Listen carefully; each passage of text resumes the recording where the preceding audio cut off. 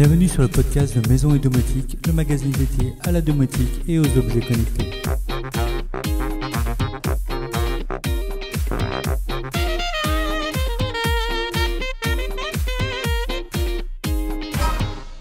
Salut les amis, bienvenue dans cette nouvelle émission du podcast Maison et Domotique. Comme chaque semaine, je vous propose aujourd'hui le débrief sur l'actualité du blog et de la domotique en général, mais également des sujets autour de la maison, de la finance et la high-tech. Cette semaine, je vous ai proposé le test du Sonoff Micro. Il s'agit d'un tout petit module Wi-Fi permettant de piloter n'importe quel appareil USB depuis son smartphone ou via un assistant vocal Alexa ou Google. Il fonctionne en fait sur le même principe qu'une prise Gigon connectée 230 volts qu'on a l'habitude de voir, à ceci près qu'il se branche en USB. Il dispose donc d'un port USB femelle et d'un port USB mâle. On peut donc le brancher sur le port USB d'un ordinateur, sur une prise USB murale ou sur un adaptateur secteur. On branche ensuite l'appareil qu'on souhaite piloter dessus en USB. Ça peut être une guirlande LED, un ventilateur de bureau, un Raspberry Pi, une caméra, etc. Et à partir de là, on peut allumer ou éteindre l'appareil USB via son smartphone. Mais comme il s'agit d'un périphérique Sonoff, un plugin permet également de l'intégrer au système domotique JDOM. Ces divers appareils USB peuvent ainsi venir s'intégrer dans des scénarios. Et pour couronner le tout, ce petit module ne coûte que 6 € en ce moment pendant les soldes. C'est une idée originale mais qui s'avère très pratique. Perso, j'adore. Autre test, cette fois dans le domaine de la piscine avec l'Aquaforte Power UVC. Comme son nom l'indique, il s'agit d'un dispositif permettant de traiter l'eau grâce aux UV. Les UV, notamment les UVC, sont aujourd'hui utilisés dans de nombreux domaines. Nous avions d'ailleurs vu plusieurs tests dans le cadre de la pandémie de Covid, comme la lampe mobile UV pour purifier son intérieur, ou encore la BioClean Box pour stériliser ses différents appareils et masques. Un robot aspirateur s'est même vu équipé de cette technologie pour tuer virus et bactéries lors de son passage, tout comme la gourde intégrant des UV pour purifier son eau. Partout où la purification est nécessaire, les UV peuvent être un outil très utile. Certaines piscines publiques utilisent également ce système. C'est ce qui m'a amené à étudier cette possibilité pour ma propre piscine. Comme on voit dans le test, l'installation de ce dispositif est relativement simple. Il suffit de venir l'intercaler entre le fil de la pompe et le reste des équipements. Chez moi, j'ai par exemple pompe de la piscine, vers filtre, vers l'Aquaforte Power UVC, vers l'électrolyseur au sel, puis les panneaux solaires pour le chauffage et ensuite la piscine. Le fonctionnement est simple. La pompe refoule l'eau de la piscine dans l'unité UVC où elle est soumise à un rayonnement UVC d'une longueur d'onde de 254 nanomètres. Ce rayonnement est généré par une lampe spéciale et fait en sorte que les bactéries et les germes pathogènes ne puissent pas se développer. Grâce à la longueur de l'appareil, l'eau est soumise pendant un temps prolongé à la forte dose de rayonnement. À l'usage, cela permet de réduire la consommation de produits chimiques et notamment de chlore. J'ai noté dans mon cas une réduction de 30 à 40% de chlore. Mais le traitement UV reste un traitement complémentaire qui ne peut pas se suffire à lui seul car il nécessite un produit rémanent pour que l'eau soit à la fois désinfectée et désinfectante. L'intérêt de l'Aquaforte est qu'il s'adapte sur la plupart des piscines, même les piscines hors sol comme la mienne, et que son tarif à moins de 200 € reste abordable. Dernier test de la semaine, celui de la batterie Oukitel P501.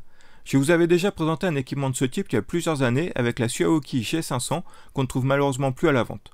Grosso modo, il s'agit d'une grosse batterie externe qu'on recharge et qui permet ensuite d'alimenter tous nos appareils quand on est en déplacement loin d'une prise électrique. Les appareils qui se chargent en USB bien sûr, mais également les appareils en 230 volts avec une puissance allant jusqu'à 500 watts.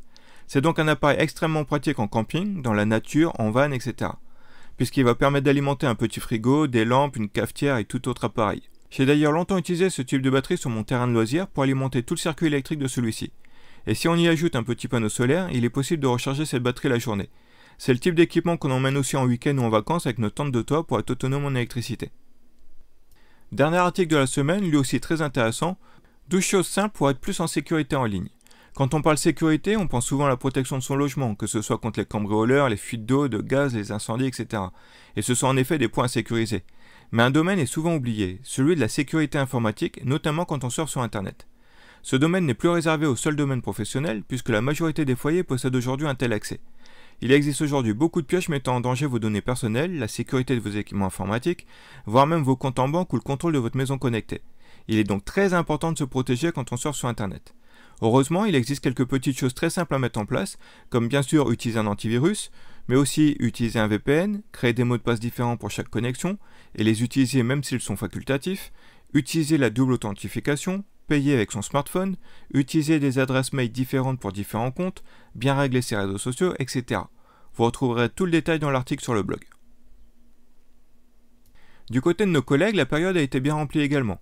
Domadou nous explique comment piloter des électrovannes en Z-Wave grâce à la box Idomus, ce qui pourra s'avérer très utile pour optimiser l'arrosage du jardin cet été.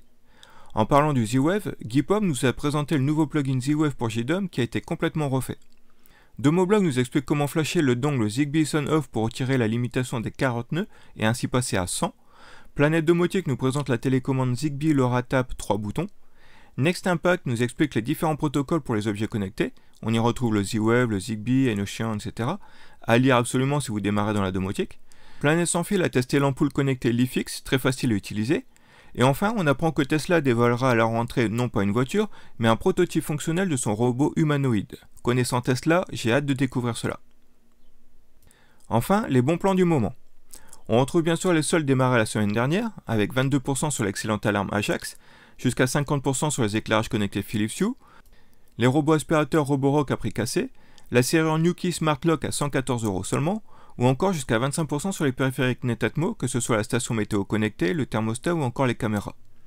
Mais nous avons aussi la sonnette vidéo Arlo à 97 € seulement, 15% sur les périphériques domotiques Shelly, un excellent graveur laser Ortur pilotable directement via son smartphone, avec une réduction de 100 $ pour son lancement, et notre sélection de 100 produits domotiques en solde. N'hésitez donc pas à retrouver toutes ces offres sur le blog. Voilà, c'est tout pour aujourd'hui. Je vous dis donc à la semaine prochaine et n'oubliez pas de vous inscrire au podcast pour ne pas louper les prochaines émissions.